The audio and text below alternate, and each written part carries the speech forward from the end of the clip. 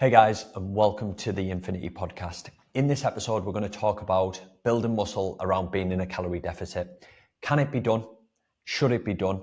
And if you are to do it, how would you go about doing those things? So firstly, welcome to the episode. In this podcast, I want to talk about things relating to training, nutrition, and mindset. Now, I work with ladies who are 40 plus in the Teesside area to help them transform when it comes to all areas of the body so that they can feel and look great and also have the confidence to do the things that they want to do. Now, there are so many ladies out there who struggle when it comes to fitness, when it comes to their lifestyle, and they adopt methods that people are basically pushing them towards, whether that is slimming clubs, whether that is diets, whether that is exercise routines, boot camps. And yes, you might enjoy some of these things, but is it in line with what you're looking to achieve? Now, I found myself doing this when I very first started going to the gym. Didn't really know what to do.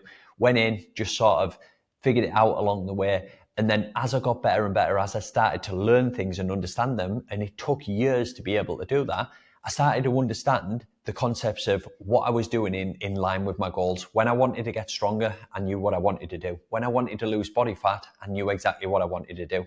If I wanted to increase my performance, whether that be running, going out cycling, swimming, all of those sorts of things, I figured out exactly what to do. Now, I want to save you as much time as possible in creating these podcasts so that you're in a better position to understand exactly the reasons why you're doing the things that you're doing.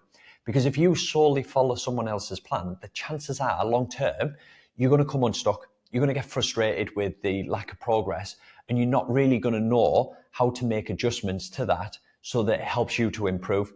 So that's where a lot of people lose motivation and things start to seek in where, what's the point? Or you find yourself making excuses like, I haven't got time after work, when realistically, that's definitely not in line with your goal. So that's my hope from this podcast. Anyway, today's podcast talks about building muscle while being in a deficit. Is it even possible? The short answer is yes, but it depends on a few different things. Should you be doing it? This depends largely on what your goal is. At the end of the day, I don't know what your focus is right now. If you want to lose a little bit of weight and you want to feel better about yourself, can you potentially do those two things together? Yes. But should you be doing those two things together? It depends on where your starting position is at. So for the most part, the answers that I'm going to give on this are going to require some context around them. So just bear in mind that where you're at right now, I'm not dictating to you, this is what you should be doing. Like at the end of the day, I tell all of my clients this, we're all adults. Like I'm not here to tell you what to do. I'm a coach at the end of the day. I help and I support and I guide people towards the solution that is right fit for them. I'm not one of these people who will say, oh, you need to be lifting weights 5 days a week. It largely depends on what your lifestyle looks like. And if we can optimize for those things, you're much more likely to get a better result as a result of what you're doing. So, as I said, can you do it? Yes. Should we be doing it? It depends largely on what you want to achieve. How does it work? So when it comes to building muscle in a calorie deficit, for the most part, it's going to depend on 4 key areas, in my opinion. It's going to depend on the type of training that you're doing. Hopefully, it's some form of resistance training that gives you progressive overload. Essentially, if you're brand new to this, it means lifting weights where we're gradually lifting a little bit more weight or we're doing more reps over time. It's going to come down to your training age. So that's not your actual age. This is your training age, how long you've been doing it for. Generally, when you're new to physical activity, when you're new to lifting weights, you generally see better adaptations. Now, if you're someone who has started the gym in January and felt, oh, great, I feel absolutely fantastic. I've talked about this time and time again, where you jump on the treadmill, the bike and the row machine, and you do that for a couple of weeks and you feel like your fitness is improved. And it does. But after that period of time, most people don't know where to go because they don't know how to progressively overload those things other than just increasing the amount of time that's on there. Now, there's a whole host of ways that we would go about doing that if your goal was cardiovascular fitness. Now, when it comes to resistance training, we do this in a number of different ways, and it's very specific to the individual who comes in. So one of the things that we set all of our clients up to be able to do is to be a success. The first thing that we need to understand is where your starting point is at. If you're brand new to training, us giving you back squats where the barbell's on your back, weight either side, is probably not going to be the best thing because you might not have the mobility to be able to squat down. That puts you at risk. That being said, we're going to challenge you in a way that's going to allow you to adapt and make the quickest amount of progress over time. As I said, I've done this for years, so I totally appreciate that everyone's at different starting points. So whenever someone starts with us, we do a health MOT to figure out exactly where your starting point is at. This is essentially what we would call an induction on steroids. It means that we learn a little bit more about you rather than just going, right, come round, these are these exercises, these are these exercises, there's an exercise plan, crack on. We're not that type of fitness facility.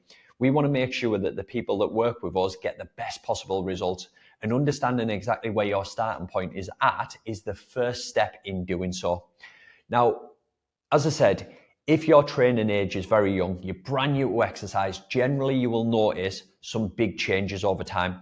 And a lot of people will recognize this when you get the delayed onset of muscle soreness or the DOMS, or sitting down on the toilet becomes an absolute ball ache, it knacks, as some of our clients would say. But when you overcome these adaptations over time, you will notice that it becomes less and less. And this is a good thing, but also it's not the biggest indicator of whether you're making progress, because we can go a little bit too far with this. And I've been guilty of this in the past when I very first became a PT.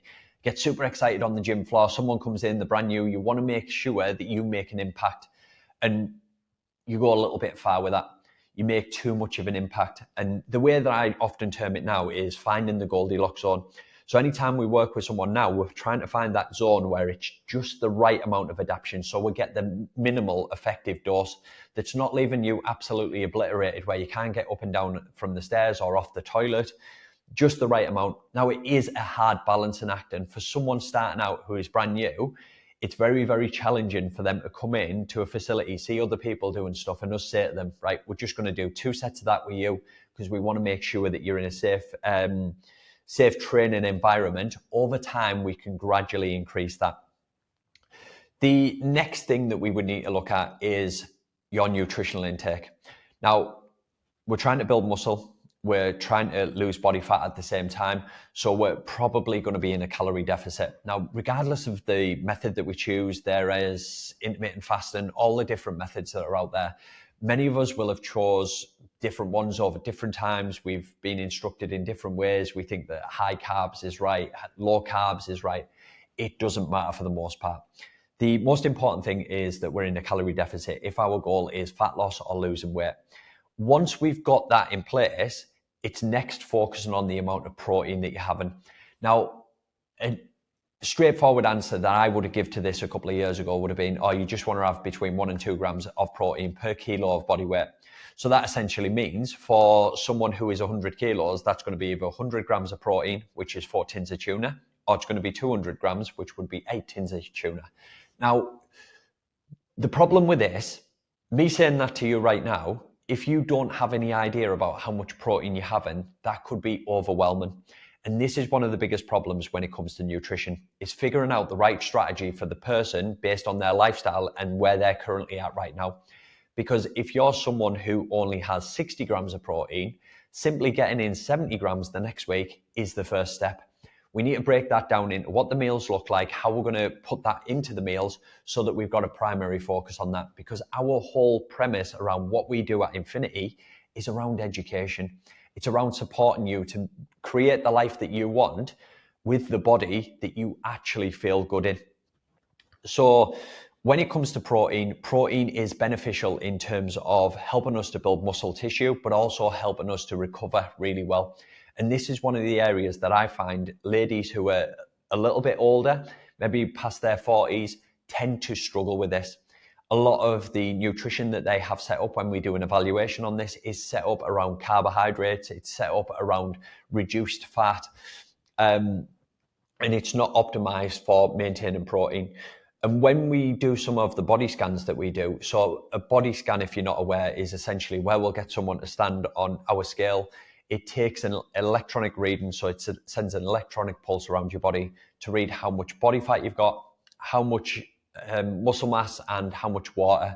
And it'll give us a detailed printout of where someone is at on that. Based on the information that we get, depending on where someone's starting point is at, is going to give us an indication about what type of education we're going to start them off with and what we're going to prioritize first.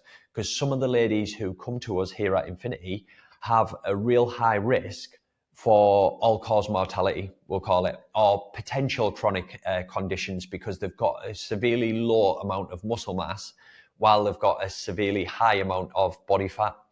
And in that instance, we might take the option of recommending to them that we primarily focus on increasing the amount of protein within their diet without focusing too much on their nutrition, even if their goal is fat loss, because the main goal is to keep you healthy while you're losing that fat. The problem that a lot of people have is when they go to severely restrictive diets or extreme nutrition and diet routines, they can forget about all that stuff and put themselves in a position where they're actually losing weight at a much quicker rate, but they're having a negative impact on the health as well because they're losing muscle mass at the same time. So we want to try and optimize for the person who is in front of us. So we need to understand that. Now, when it comes to protein, the way that I work things now is if someone's never looked at the protein before, an evaluation is the first step. Figuring out how much you're having over the week so that you can understand exactly how we might track that. Now, that's an easier way than just simply tracking calories because there's a few different components within that. If you're tracking calories, you might not have used MyFitnessPal before. If you're tracking protein simply, it's just a case of, right, look on the back of the packet. What does it say for protein? Write it down. Over the course of the week, we can equate, right, you're having on average this amount per day. What is the next step? Are we going to increase that or are we going to keep it the same? Now, that being said, if we've got sufficient amounts of protein, even just for minimal health, we still can build muscle because the primary thing here is the training that you're doing. So if we're training in a progressive way, and this is one of the major things that our programs allow our clients to do, is we're primarily focused on helping them to get from where they are right now to feeling stronger, to building muscle, so that they've got leaner bodies and they've got more muscle mass, which allows their metabolism to sit at a higher rate. I was going to say much higher there, but it is only slightly higher above what would be normal if they didn't have that muscle mass. So I'll talk about that in another video. I don't want that to get super confusing. And then the final thing is going to be your actual age. So there's 4 components to this. The first one is going to be your training. Hopefully you're optimized for resistance training. You're doing some form of weight where you can increase the weight gradually. The second one is going to be your training age. So how long you've been doing this for. If you've been doing it for a longer period of time, it's going to be a little bit more difficult to build muscle. And in that sense, I would probably say that it's not optimal for you to focus on building muscle while being in a deficit. You probably just want to focus on maintaining in that instance. Then we're going to look at your protein intake. If we've got sufficient amounts of protein within our diet, it's going to be more beneficial for us overall. The last thing is going to be your actual age. So as we get older, it becomes harder and harder to maintain muscle. We lose it at a faster rate, particularly after the age of 35, we are losing muscle mass at a rate of 1 to 3% per year if we're totally sedentary. Now, for most people who are resistance training on a regular basis, you could do that once per week and you would still be able to maintain that muscle mass, provided that you're doing sufficient amounts of intensity within that one workout. Now, if you want to build muscle mass, then we need to make sure that we're doing above and beyond that we're challenging ourselves in a way that our body needs to recover and build muscle as a result. Now, the other thing that we need to build into this is as we get older, 40, 50, it becomes more and more challenging, but that doesn't mean that it isn't possible. Okay, so we need to factor in the protein element as well. Generally, as we get older, we have this thing within our bodies, which is called muscle protein breakdown. So our bodies are breaking down protein all throughout our lives, but this happens at a much quicker rate as we get older. And if we don't have an increased amount of muscle protein synthesis, so when we ingest protein, when we consume protein into our bodies, if we don't have sufficient amounts of that and the balance is a net positive, the challenging thing is we're going to find that we're going to struggle to build muscle as a result. So hopefully that makes sense. If it doesn't, let me know because I can do another video on this. It is quite a complex thing if you're brand new to this, but for all essential purposes, it gets a little bit challenging the older you get. One of the things that we obviously try to help our ladies to understand is where they're at right now. Then we can start building in the layers of what is going to help them get to where they want to be. Now, the question becomes, should I be focusing on building muscle while I'm trying to lose body fat? And again, it just comes down to your personal preference. If you are someone who is able to dedicate a chunk of time in order to go to the gym and train sufficiently, and you've got sufficient amounts of time to focus on your nutrition, then it might be a good option for you. However, if you find that it's challenging, you don't have enough time and you're super busy, it's going to be really challenging to focus primarily on those two goals. Because what you might find is that if you've solely got the measurement of, oh, I'm going to track my weight in order to see if I'm losing weight, and your weight hasn't changed, you might actually be fueling your body and building muscle, but you're not going to be able to see those things. So the biggest question that you've got to ask yourself is simply, what am I optimizing for? What am I trying to achieve? What's my main goal here? If it is to tone up, that's absolutely fine. But if your goal is to tone up and lose body fat and you don't have a way to track both at the same time, it's really challenging to know that what you're doing is being super helpful. So what I would probably recommend is losing the body fat, because as you lose the body fat, you're going to notice some more definition in your body, which generally motivates you to keep on going. Whereas if you get stuck in the same place where even if you go to the gym 3 times per week and you're dieting, but you're not actually losing weight, if we can't do what we do, like a body scan, and see that you're actually losing weight or losing body fat, but there's some other area that might be causing a problem with that. That might be water retention. It could be the time of the month if you've got your normal menstrual cycle. It could be factors that are affected by menopause, like your hormones and things like that. It doesn't mean that you're not losing weight. It just means that we need to fully understand what is happening with you to help you get the best possible result. Now, my recommendation would be primarily focus on the goal that you're trying to hit first. So if someone comes into us and they say, I want to get stronger, I would probably set them up with focusing on training, then focusing on protein. Then if someone further down the line, after they've been with us for 90 days or so, wants to start focusing on some fat loss, then we can set them up in that way. And I would argue in some senses, the more muscle mass you've got, it generally is a little bit easier to lose fat progressively over time. Having said that, it depends largely on you as an individual. So anyway, hopefully you found this helpful. If you have, it'd be great if you could give it a share, maybe share it with someone that you know so that you can give them a little bit of help and advice. And listen, if you're in a position right now where you feel like what you're doing isn't working and you want to take your health and your fitness to the next level, we work with ladies who are over 40 in the Teesside area to help them get stronger, healthier, and build more confidence into their life. And we'd love to help you do the same. All you need to do is just click the link in the show notes or reach out to us, drop us a message, and one of the team will be in touch, have a chat with you, and explain how everything works.